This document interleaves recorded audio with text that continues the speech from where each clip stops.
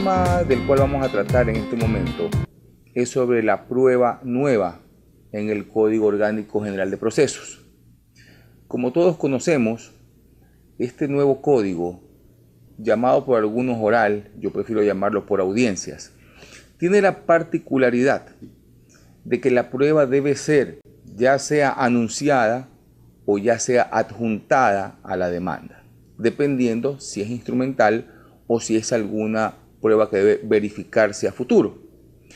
Esta particularidad de los procesos establecidas en el COGEP hace que cambie todo el sistema, inclusive para los abogados, que ahora tenemos que diseñar las demandas de otro modo, es decir, ya no pensando en una prueba que vendrá después de unos meses, sino con una prueba que debe ya avisarse, adjuntarse desde el inicio de la contienda. Inclusive para efectos de nuestros clientes, tendremos nosotros la oportunidad de saber si un caso está o no está debidamente sustentado desde el inicio. El hecho de que tengamos que presentar y que tengamos que anunciar prueba trae algunos tipos de circunstancias. Una de las preguntas que siempre se hacen es: ¿qué sucede si cuando ya he planteado la demanda aparece un hecho nuevo o descubro la existencia de una prueba que no había tenido conocimiento antes? La ley prevé algunos casos, no todos se van a encontrar fácilmente porque están dispersos y no todos son llamados prueba nueva, o al menos no con esa denominación exacta. Y también tenemos algún tipo de ambigüedad en la forma en que están redactados los artículos en el COGEP. Por lo tanto, hay que tener un poco de cuidado y de seguimiento específico en las normas para saber cuándo tenemos derecho a ellas o cuándo tenemos que plantearle al juez una circunstancia como esta. Si es que yo puedo demostrar que la prueba no ha estado en mi conocimiento o en mi posibilidad de haberla conocido al momento de haber presentado la demanda, estaríamos hablando en sentido estricto, en sentido literal, de una prueba nueva. Por lo tanto, vamos a ver lo que dice el Código Orgánico General de Procesos. En el artículo 151, donde se habla de la forma y el contenido de la contestación, particularmente el inciso cuarto.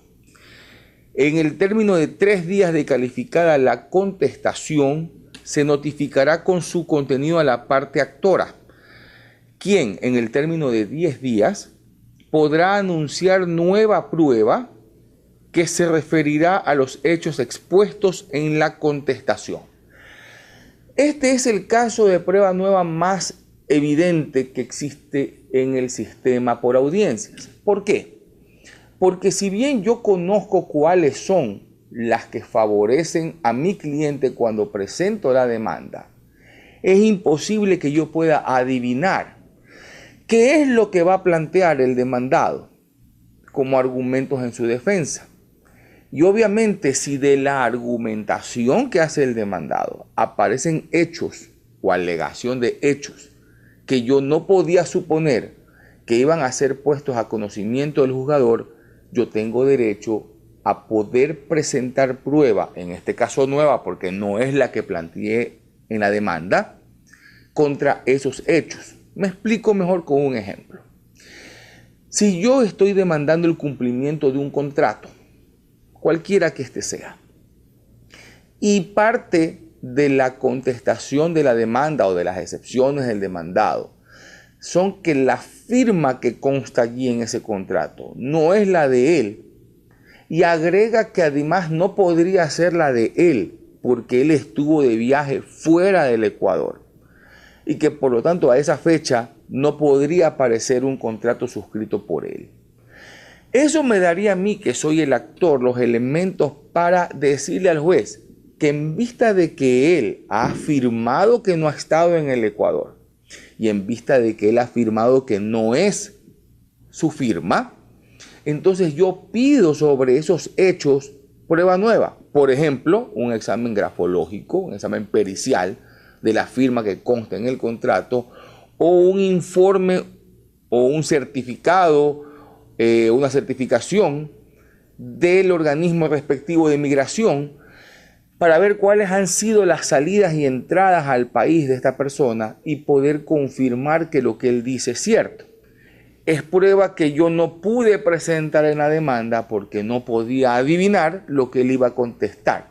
Y por lo tanto, este es un caso bastante obvio y evidente que la ley permite al actor cuando existen hechos alegados en la contestación. Diríamos que este es el caso que menos problemas nos trae por ser muy claro y sobre todo muy lógico. Tenemos una concordancia a este evento en el artículo 294, numeral 3 del COGEP.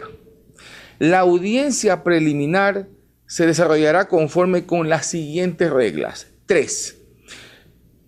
El juzgador ofrecerá la palabra a la parte actora, que expondrá los fundamentos de su demanda. Luego intervendrá la parte demandada fundamentando su contestación y reconviniendo de considerarlo pertinente. Si la parte actora es reconvenida, el juzgador concederá la palabra para que fundamente su contestación. Si se alegan hechos nuevos, se procederá conforme a este código. Por lo tanto, aquí nace otra circunstancia, que es el mismo principio, pero con la reconvención, que como todos sabemos es la contrademanda, una figura que se da por el principio de economía procesal, por el cual el demandado también puede proponer una acción en contra del original actor y hay acciones cruzadas en el mismo proceso. Por lo tanto, si yo voy a contraatacar y voy a ejercer ese derecho, también van a aparecer posiblemente hechos que no pudieron ser materia de conocimiento previo. Por lo tanto, en cumplimiento de lo que conocemos como la paridad de armas, es decir, que ambas partes estén en igualdad de condiciones, con igualdad de derechos, con igualdad de términos para poder hacer sus actuaciones procesales, también en el caso de la reconvención se aplica exactamente el mismo principio que hemos analizado hace un momento. Bien, tenemos también un artículo que algunos abogados lo toman como una aparente contradicción, que es el artículo 148, que habla de la reforma de la demanda. Dice, la demanda podrá reformarse hasta antes de la contestación por parte de la o del demandado. Si después de contestada sobreviene un hecho nuevo, podrá reformarse hasta antes de la audiencia preliminar. Entonces me dicen algunos colegas, ¿cómo es esto de que no se puede reformar hasta antes de la contestación, pero sí la puedo reformar hasta antes de la audiencia preliminar? Debemos interpretar que se trata de un caso de excepción donde el legislador justamente ha previsto que al aparecer un hecho nuevo, eso es un caso de excepción para que la demanda pueda ser reformada, inclusive más allá del término originalmente previsto, es decir, antes de la contestación. Por lo tanto, más que una contradicción, lo vería como una especie de complemento de lo que hemos analizado en los artículos anteriores. Ahora, también es verdad que lo que se presta un poco a confusión es que este artículo, por ejemplo, habla de antes de la audiencia preliminar, así como veremos que en otros se habla de antes de la audiencia definitiva. Por lo tanto, o de juicio propiamente. La pregunta es si la gran mayoría de procedimientos en el COGEP habla de audiencia única. ¿Qué hacemos con los casos donde la ley habla de audiencia preliminar? Es decir, en este caso del 148, si después de contestada sobreviene un hecho nuevo, podrá reformarse hasta antes de la audiencia preliminar. ¿De qué audiencia preliminar si hay audiencia única? Deberíamos entonces tratar de aplicar la lógica y pensar que en los casos de audiencia única, pues habrá que adaptarla a los casos de la audiencia única, y antes de la verificación de esta audiencia única debería poderse hacer la reforma de la demanda. Todo esto obviamente respetando otros criterios interpretativos y esperando en algún momento que haya pues ya alguna resolución del órgano pertinente que nos aclare si es que aquí hay algún tipo de hecho que deba aclararse, porque la ley no termina de definir la denominación exacta de la audiencia. Tenemos otros casos que están un poco esparcidos en el COGEP sobre prueba nueva, independientemente de que no necesariamente utilice esa denominación. Tenemos los casos de prueba nueva pericial, es decir, en el caso de los peritos. En el artículo 223 se dice: imparcialidad del perito. El perito desempeñará su labor con objetividad e imparcialidad. Durante la audiencia de juicio podrán dirigirse al perito preguntas y presentar pruebas no anunciadas oportunamente, orientadas a determinar su parcialidad y no idoneidad, a desvirtuar el rigor técnico o científico de sus conclusiones, así como cualquier otra destinada a solventar o impugnar su credibilidad. Es decir, tengo apertura completa, probatoria, para poder demostrar que ese perito no es imparcial, no está preparado, no ha utilizado bases técnicas, y obviamente no pude haberlas planteado, no las pude haber anunciado en la demanda, porque no tenía idea pues quién iba a ser nombrado perito a posteriori. Por lo tanto, es completamente lógico que se permita que sobre ese perito o sobre ese tipo de sistema utilizado por el perito en su informe, yo tenga la amplitud de presentar pruebas nuevas para poder demostrar, si fuese el caso, que esa persona no está preparada, que está parcializada o que ha utilizado argumentos no permitidos por la ley en su informe. Tenemos también el caso de prueba nueva en apelación, en el artículo 258 del COGEP. Dice este artículo: con la fundamentación se notificará a la contraparte para que la conteste en el término de 10 días. En materia de niñez y adolescencia, el término será de 5 días.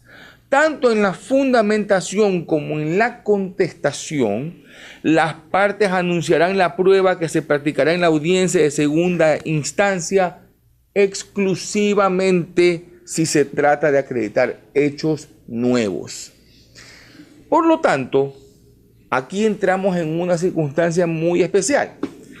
Si yo solamente puedo anunciar hechos nuevos hasta antes de la verificación de la audiencia y ya no me permite hacerlo después, si apareciera un hecho nuevo después de verificada la audiencia o después de ya convocada la audiencia, como dice la ley, ya no lo puedo alegar en esa primera instancia y tendría que esperar la apelación para alegar esos hechos nuevos como parte de la prueba de segunda instancia.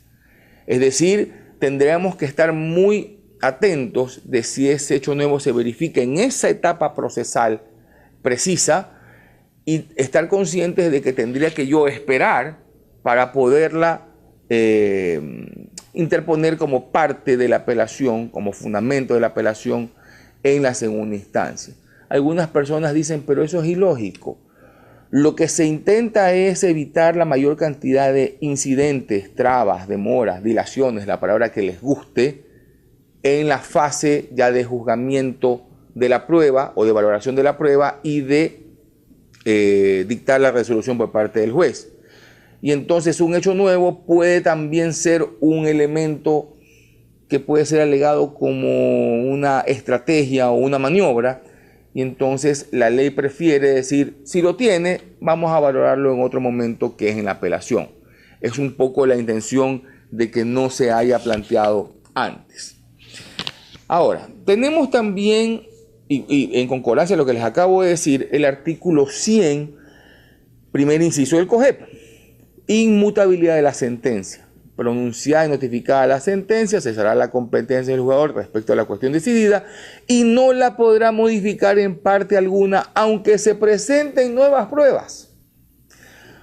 podrá sin embargo aclararla o ampliarla, etc. Eso quiere decir o confirma que la sentencia queda como está y que los hechos nuevos, aun cuando existan, servirán para la apelación y no para hacer ningún cambio. Dejo para la parte final el artículo que más, digamos, controversia puede traer, por cuanto, a pesar del artículo tener una denominación, plantea hechos que pueden ser contradictorios para las partes.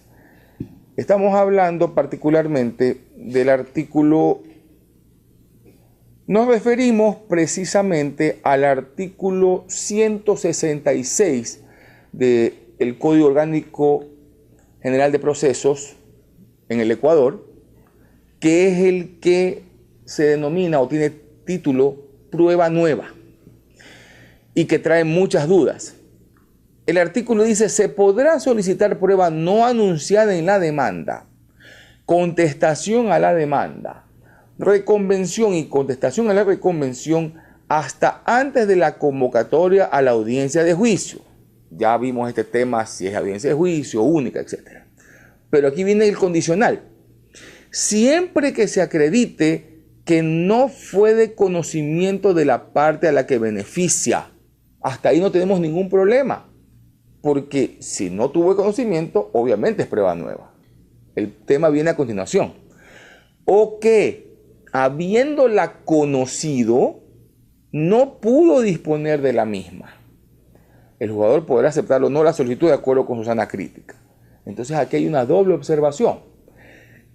Si es que la conocí, primero ya no es prueba nueva, porque ya la conocía.